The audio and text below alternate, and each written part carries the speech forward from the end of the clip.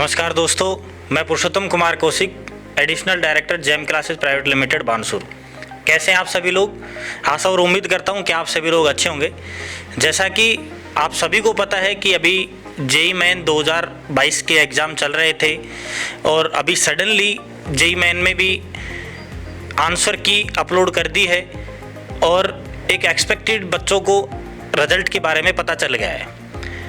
आज चूँकि GeM classes private limited ने इसी सत्र में 2022 में नीट के अंदर भी एक धमाकेदार रिजल्ट दिया है और आप ही के शहर बानसूर से 15 बच्चे प्लस एक्सपेक्टेड रिजल्ट नीट 2022 लेकर के चल रहा है। अभी नीट के साथ ही साथ जेईई मेन के अंदर भी मोस्टली बच्चे जो इंस्टीट्यूट में थे सभी के सभी जेईई मेन क्वालिफाई हैं और आने वाली पेपरों की पूर्ण रूप से तैयारी कर रहे हैं। चलिए, जेईई में ही हमारे साथ में आज कृष्ण स्वामी है, जो बच्चा जेईई मेन में बढ़िया नंबर लेकर के आज यहाँ तक पहुँचा है, आगे आने वाली अपकमिंग एग्जाम में बढ़िया तरीके से तैयारी कर रहा है। तो कृष्ण, मेरा आपसे यही क्वेश्चन है कि आज आपको कैसा लग रहा है? आप जेईई मेन बहुत अच्छे नंबरों से क्वालिफाई किए हैं, कैसा फील हो रहा है आपको?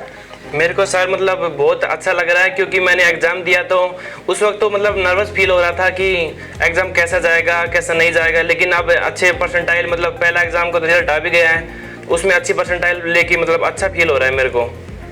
बहुत अच्छे। थोड़ा सा अपन इंटरव्यू को आगे बढ़ाएं, उससे मेरे एक दो बेसिक क्वेश्चन है। थोड़ा सा ऑडियंस को आप अपने बारे में थोड़ा सा बताइए, कहाँ से आप बिलोंग करते हैं, कौन सा आपका गांव है, बानसूर इंस्टीट्यूट से कितनी दूरी पे पड़ता है, फादर आपके क्या करते हैं? थोड़ा सा अपना सेल्फ एक इंट्रोडक्शन टाइप में। मैं चतरपुरा गांव बानसूर से बिलोंग करता हूं।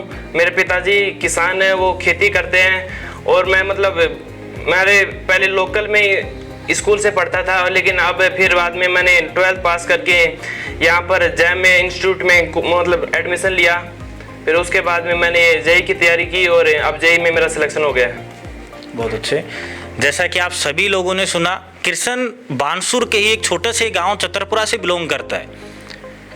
कहीं ना कहीं पे वाकई ये लोगों का कहना सही है कि पढ़ाई कहीं से भी हो सकती है। जो बच्चा पढ़ाई करता है वो डेफिनेट जीवन में आगे बढ़ता ही बढ़ता है। कृष्ण, नेक्स्ट सवाल की तरफ हम बढ़ते हैं।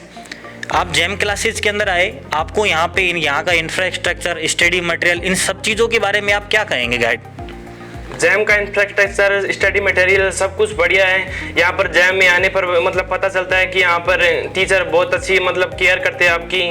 यहाँ पर स्टडी मटेरियल के लिए आपको टेस्ट सीरीज दी जाती है, यहाँ पर मॉड्यूल है पढ़ाई करने के लिए।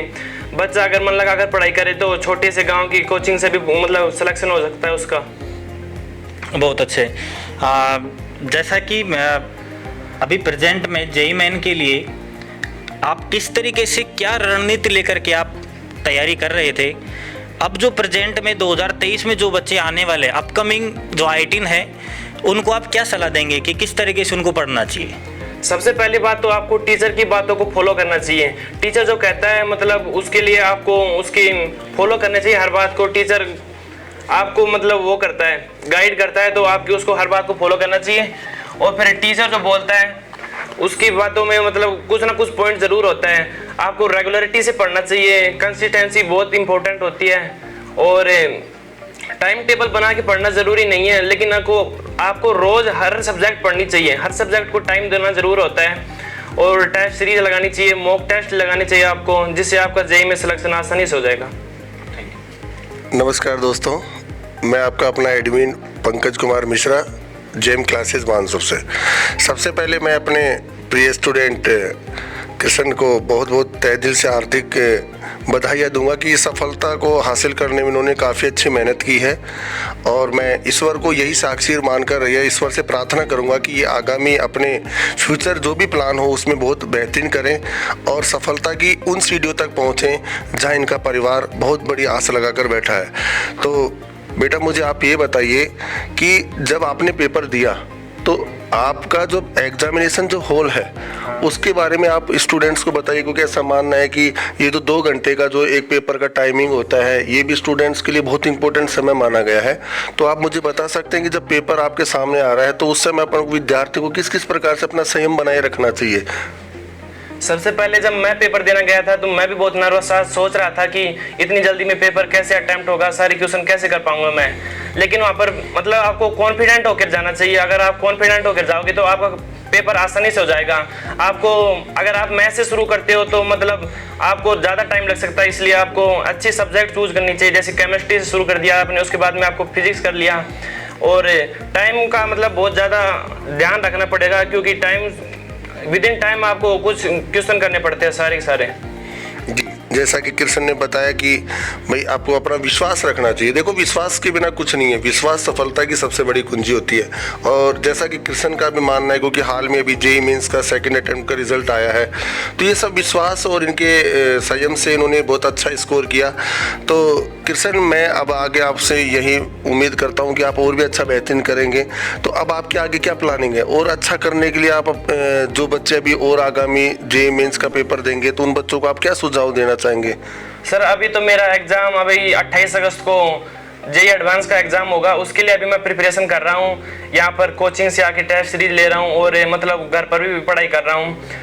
आगे आने वाले बच्चों के लिए यही कहूँगा कि वो रेगुलरिटी को मेंटेन रखे, पढ़ाई से दूर ना भागे। वो अगर वो पढ़ाई रोज करेंगे तो उनका सिलेक्शन जरूर होगा। जेईई हार्ड नहीं है, लेकिन उसको अगर आप रोज पढ़ोगे तो वो हार्ड नहीं होगा बिल्कुल भी। जी, मतलब सफलता को प्राप्त करने के लिए आपको मानना है कि नियमितता बहुत जरूरी है। Yes sir. जी बेटा, तो आप अपनी इस एक बहुत बड़ी जो उपलब्धि आपने आज बानसूर तहसील में एक छोटे से गांव में ली है, लोगों का मानना है कि भाई शहर में जाकर ही सफलता मिलती है, लेकिन आपने तो उन लोगों के जो बातें हैं उनके ऊपर सब पानी फेर दिया। उन्होंने आपने सिद्ध करके दिखा दिया कि गाँव में भी सफलताएँ, प्रतिभाएँ गाँव में छिपी हैं। तो आप ऐसे लोगों के बारे में क्या कहना चाहोगे जो इस प्रकार की बातें करते हैं, लोगों को भ्रमित करते हैं? उनके बारे में आपकी क्या राय है? मैं यही कहना चाहता हूँ कि ऐसी कोई बात नहीं कि बड़ी कोचिंगों में जाकर ही सिलेक्शन होता है। अच्छा गाइडेंस, अच्छे टीचर और अच्छा माहौल मिले तो यहाँ पर आप गांव में भी मतलब आप सिलेक्शन ले सकते हो। वहाँ पर बड़ी कोचिंगों में अलग से बैच छाट लिए जाते हैं, उनमें से ही उनका सिलेक्शन होता है। उनका सिलेक्शन रेशियो बहुत कम होता है। आप गाँव में रहकर भी अच्छे से पढ़ाई करते हैं तो आपका सिलेक्शन आसानी से हो जाएगा। जी, बहुत बहुत धन्यवाद।